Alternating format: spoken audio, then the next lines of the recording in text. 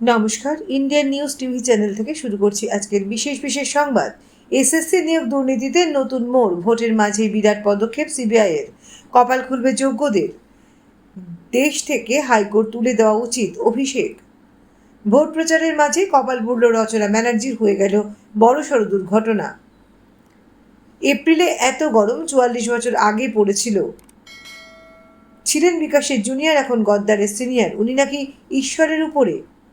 বিস্তারিত খবরে যাওয়ার আগে ভিডিওটিকে একটি লাইক দিন এবং পরবর্তী গুরুত্বপূর্ণ সংবাদ পেতে আমাদের চ্যানেলটি সাবস্ক্রাইব করে রাখুন। আসছি বিস্তারিত খবরে। এসএসসি নিয়োগ দুর্নীতিতে নতুন মোড়, ভোটের মাঝে বিরাট পদক্ষেপ সিবিআই এর। কপাল খুলবে যোগ্যদের। এসএসসি নিয়োগ দুর্নীতি মামলার ২০১৬ সালে সম্পূর্ণ প্যানেল বাতিল করেছে কলকাতা হাইকোর্ট। সোমবার এই রায় ঘোষণার পর থেকেই উত্তাল রাজ্য। এই লহমায় চাকরিহারা হয়ে পড়েছেন প্রায় ২৬,০০০ মানুষ। হকের চাকরি ফিরে পেতে ইতিমধ্যে আন্দোলনে নেমেছেন চাকরিহারারা। এর মাঝে বিরাট পদক্ষেপ নিল কেন্দ্রীয় এজেন্সি সিবিআই। জানা যাচ্ছে, অযোগ্যদের চিহ্নিতকরণের কাজ শুরু করেছে কেন্দ্রীয় তদন্তকারী সংস্থা। ইতিমধ্যে স্কুল শিক্ষা দপ্তরের একটি চিঠি পাঠানো হয়েছে। সেখানে প্রাথমিকভাবে ৫,২৪৩ জন অযোগ্য চাকরি প্রাপকদের তালিকা চেয়েছে সিবিআই। জানা যাচ্ছে, অযোগ্য প্রার্থীদের চিহ্নিত করে তাদের জিজ্ঞাসাবাদ করবে তদন্তকারী আধিকারিকরা। সিবিআই সূত্রে জানা যাচ্ছে, আদালতের নির্দেশ মতো অযোগ্য চাকরি প্রাপকদের চিহ্নিতকরণের কাজ শুরু করেছে তারা। স্কুল শিক্ষা দপ্তরকে এই মর্মে একটি চিঠি পাঠানো হয়েছে। অযোগ্য প্রার্থীদের তালিকা একবার হাতে পেলেই তাদের সকলকে আলাদা করে জিজ্ঞাসাবাদ করা হবে বলে অনুমান। এদিকে আবার ইতিমধ্যে এসএসসি নিয়োগ দুর্নীতি মামলা হাইকোর্টের রায়ের বিরুদ্ধে সুপ্রিম কোর্টের দ্বারস্থ হয়েছে স্কুল সার্ভিস কমিশন। ২০১৬ সালে সম্পূর্ণ প্যানেল যদি বাতিল করা হয়, তাহলে যোগ্য প্রার্থীরাও বঞ্চিত হবে। এর ফলে সামগ্রিকভাবে ক্ষতিগ্রস্ত হবে রাজ্যের শিক্ষা ব্যবস্থা, এমনটাই মনে করছে শিক্ষা দপ্তর। তাই বুধবারই শীর্ষ আদালতের দ্বারস্থ হয়েছে এসএসসি। আপাতত সুপ্রিম রায়ের দিকেই নজর সকলের। এদিকে আবার ডিআইএফ এর তরফ থেকে রাজ্যের সরকারি বিদ্যালয়ের প্রধান শিক্ষকদের কাছে একটি ফর্ম পাঠানো হয়েছে। উচ্চ আদালতের নির্দেশ অনুসারে কোনো বিদ্যালয়ে কতজন শিক্ষক চাকরি হারাচ্ছেন, কোন বিষয়ে শিক্ষক, সেই বিষয়ে বিশদ তথ্য চাওয়া হয়েছে। সকল জেলার ডিআইদের এই তথ্য জমা করার নির্দেশ দেওয়া হয়েছে। স্কুল শিক্ষা দপ্তরকে তরফ থেকে আগে ভাগে সেই তালিকা প্রস্তুতের কাজ শুরু করে দেওয়া হয়েছে বলে জানা যায়। দেশ থেকে কলকাতা হাইকোর্ট তুলে দেওয়া উচিত, অভিষেক। ক্রিকেট মাঠে যেমন ম্যাচ ফিক্সিং এবং হয়, বিজেপি তেমন অর্ডার ফিক্সিং, কোর্ট ফিক্সিং করছে। দেশ থেকে কলকাতা হাইকোর্ট তুলে দেওয়া উচিত বলে মন্তব্য করলেন তৃণমূলের সর্বভারতীয় সাধারণ সম্পাদক অভিষেক বন্দ্যোপাধ্যায়। বৃহস্পতিবার এসএসসি নিয়োগ দুর্নীতি মামলায় উচ্চ আদালতের রায় প্রসঙ্গে বলতে গিয়ে এমনই নানান দাবিতে সুর চড়ান তৃণমূল সেনাপতি। সোমবার ২০১৬ সালে এসএসসি পরীক্ষার সম্পূর্ণ প্যানেল বাতিলের দায় দিয়েছে হাইকোর্ট। তাতে এক ধাক্কায় চাকরি হারিয়েছেন ২৫,৭৫৩ জন। ইতিমধ্যেই উচ্চ আদালতের এই রায়কে চ্যালেঞ্জ করে সুপ্রিম কোর্টের দ্বারস্থ হয়েছে রাজ্য। এবার এই নিয়ে সরব হলেন তৃণমূলের সেকেন্ড ইন কমান্ড। ৫,০০০ চাকরি প্রার্থীর বিরুদ্ধে দুর্নীতির অভিযোগ থাকলে বাকি ২০,০০০ যোগ্য প্রার্থীর চাকরি কেন কেড়ে নেওয়া হলো? আজ অভিষেকের মুখে শোনা যায় এই যুক্তি। নাম না নিয়ে কলকাতা হাইকোর্টের প্রাক্তন বিচারপতি তথা তমলুকের বিজেপি প্রার্থী অভিজিৎ গঙ্গোপাধ্যায়কে নিশানা করেন অভিষেক। বলেন, যে বিচারপতি এসএসসি মামলা শুনছিলেন তিনি এখন বিজেপি প্রার্থী। বিচারপতি থাকাকালীন তিনি বিজেপির সঙ্গে যোগাযোগ রাখার কথা বলেছিলেন। এখন সেই বিচারপতি যদি বিজেপিতে যান, তাহলে তো দেশ থেকে কলকাতা হাইকোর্টটাকেই তুলে দেওয়া উচিত। নাম না নিয়ে কলকাতা হাইকোর্টের প্রাক্তন বিচারপতি তথা তমলুকের বিজেপি প্রার্থী অভিজিৎ গঙ্গোপাধ্যায়কে নিশানা করেন অভিষেক। বলেন, যে বিচারপতি এসএসসি মামলা শুনছিলেন তিনি এখন বিজেপি প্রার্থী। বিচারপতি থাকাকালীন তিনি বিজেপির সঙ্গে যোগাযোগ রাখার কথা বলেছিলেন। এখন সেই বিচারপতি যদি বিজেপিতে যান, তাহলে তো দেশ জুড়ে কলকাতা হাইকোর্টটাকেই তুলে দেওয়া উচিত। এখানেই না থেমে তৃণমূল সেনাপতি বলেন, আদালত বলছে কিছু জন প্যানেলের বাইরে থেকে চাকরি পেয়েছেন, সেই কারণে পুরো প্যানেল বাতিল করে সিদ্ধান্ত। এই যুক্তি অনুযায়ী তো একজন বিচারপতি বিজেপিতে যোগ দিয়েছেন, তাহলে সব বিচারপতি বিজেপি হয়ে গিয়েছেন। আদালতের যুক্তি অনুযায়ী তো এটাই হচ্ছে। কলকাতা হাইকোর্টের সঙ্গে বিজেপির আঁতাত বোঝাতে বিজেপির ২ বিধায়ক শুভেন্দু অধিকারী এবং অমরনাথ শাখার মন্তব্যের প্রসঙ্গে টেনে অভিষেক বলেন, দুদিন আগে শুভেন্দু বলেন সপ্তাহের শুরুতে বোমা ফাটাবেন। সোমবার সপ্তাহের শুরুতেই হাইকোর্টের রায় এসেছে। এসব কাকতালীয়। গতবার আবার ওন্দার বিজেপি বিধায়ক বলেন, এপ্রিলের ৩০ তারিখের মধ্যে আরও ৫৯,০০০ যোগ্য চাকরিহারা হবে। প্রসঙ্গে 22 গজের বেটিংয়ের তুলনা টেনে আনেন তৃণমূলের সর্বভারতীয় সাধারণ সম্পাদক। অভিষেক বলেন, হাইকোর্টের নির্দেশের রন্ধ্রে রন্ধ্রে বিজেপির স্ট্যাম্প আছে। ক্রিকেট ম্যাচে যেমন ফিক্সিং হয়, আগে থেকেই বলে দেন পরের বলে 6 হবে নাকি উইকেট পড়বে, এক্ষেত্রেও তেমনই। এগুলো আসলে order fixing, court fixing. Kolkata হাইকোর্টের একাংশ বেটিংয়ের ক্ষেত্রে নতুন মাত্রা যোগ করেছেন। বিজেপির বেটিংয়ে দোষর হচ্ছেন বিচারপতিরা, এর জবাব মানুষ দেবে। এদিন ফের তৃণমূলের তরফ থেকে চাকরিহারাদের পাশে দাঁড়ানোর বার্তা দেন অভিষেক।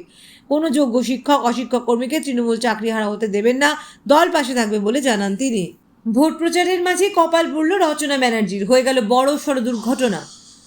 সোমবারের বেলায় ভয়াবহ অগ্নিকাণ্ড রাজারহাটের ডিআরআর স্টুডিওতে।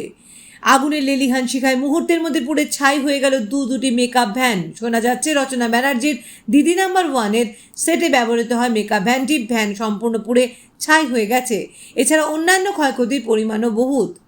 উল্লেখ্য, স্টুডিওতে জি বাংলার জনপ্রিয় দুটি রিয়ালিটি শো দিদি নাম্বার 1 এবং দাদাগিরির শুটিং হয়। এই দিনই স্টুডিওতেই লাগে আগুন। শোনা যাচ্ছে প্রথমে আগুন লাগে স্টুডিওর ভিতরে রাখা একটি মেকআপ ভ্যানে। সেখান থেকে আগুন ছড়িয়ে পড়ে পাশে রাখা ভ্যানটিতে। স্থানীয়দের কথায় নিমেষের মধ্যে পুড়ে ছাই হয়ে যায় ভ্যান দুটি। ভ্যানিটি ভ্যান থেকে আগুন ছড়িয়ে পড়ে পাশের একটি টিনের শেডে। আগুন ছড়িয়ে পড়তে স্টুডিওর মধ্যে থাকা একটি জলাশয় থেকে জল তুলে আগুন নেভানোর চেষ্টা করে স্টুডিও কর্মীরা। খবর দেওয়া হয় দমকলে। সঙ্গে সঙ্গে ঘটনাস্থলে এসে পৌঁছায় পুলিশ প্রশাসন। তবে দমকল থেকে গাড়ি আসতে খানিক দেরি হয় বলে খবর। প্রাথমিকভাবে স্টুডিও কর্মীরা দমকল বাহিনীর ওপর চোটপাট দেখালেও দমকলের একটি ইঞ্জিনের চেষ্টায় আগুন নিয়ন্ত্রণে আসে। আগুন নিভতে তদন্ত শুরু করেছে পুলিশ। কিভাবে এই আগুন লাগলো এবং এতে ক্ষয়ক্ষতির পরিমাণ কতটা, এখনও স্পষ্ট নয়। এপ্রিলে এত গরম 44 বছর আগে পড়েছিল। আগামী সোমবার পর্যন্ত তাপপ্রবাহের পূর্বাভাস রয়েছে কলকাতায়। হাওয়া অফিস জানিয়েছে, আগামী 3 দিনে কলকাতা সহ দক্ষিণবঙ্গে তাপমাত্রা আরও 1 থেকে 2 ডিগ্রি সেলসিয়াস পর্যন্ত বৃদ্ধি পেতে পারে। গত 44 বছরে এপ্রিল মাসে এত গরম পড়েনি কলকাতায়। বৃহস্পতিবার দুপুর 2:30 পর্যন্ত কলকাতার সর্বোচ্চ তাপমাত্রা ছিল 41.6 ডিগ্রি সেলসিয়াস।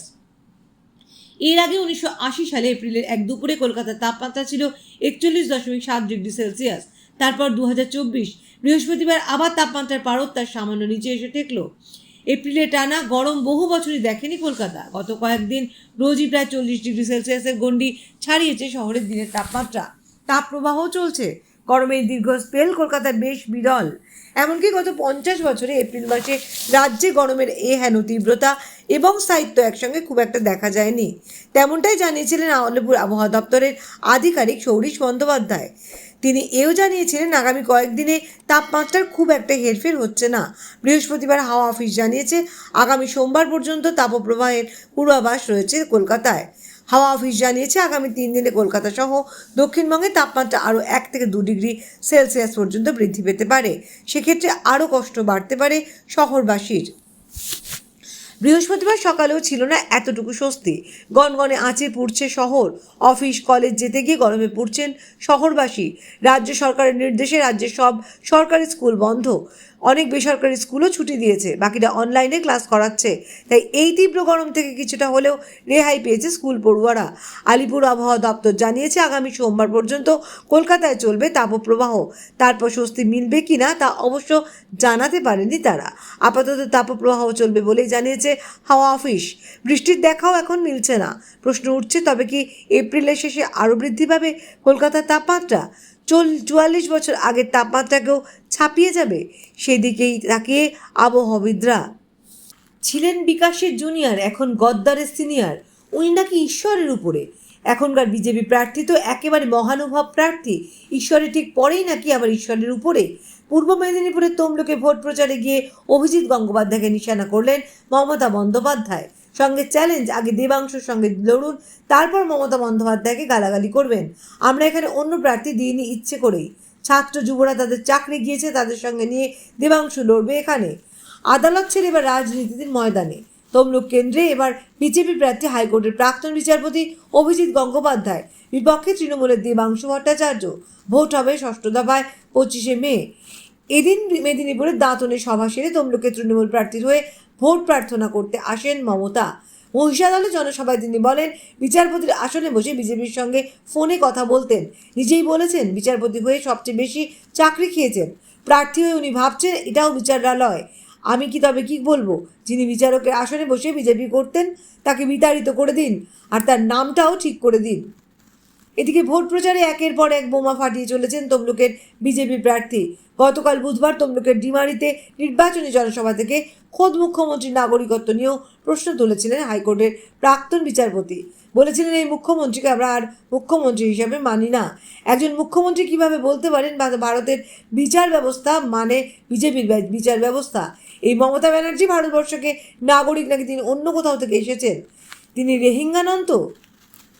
মমতা বলেন, আর আগে দেহত্যাগ করুন, লজ্জা ঢাকুন, আপনি বিচার ব্যবস্থার কলঙ্ক। ছিলেন বিকাশ রঞ্জনের জুনিয়র, এখন গদ্দারের সিনিয়র। সঙ্গে হুঁশিয়ারি, তোমাকে সহজে ছেড়ে দেবো। রূপটা কাজ করেছে, কাজের বিনিময়ে টাকা পেয়েছে, সে টাকা ফেরত দেবে কি করে? ছাত্রছাত্রীরা পড়াশুনো করে মানুষ তৈরি হবে না, গদ্দার তৈরি হবে? বাংলার উপর এত রাগ কেন জানেন? বাংলাকে ওরা সহ্য করতে পারে না। যেদিন থেকে ক্ষমতা এসেছে আমাদের অনেক জ্বালাচ্ছে। স্থানীয় সংবাদ এখনের মতো এখানে শেষ করছি। নমস্কার।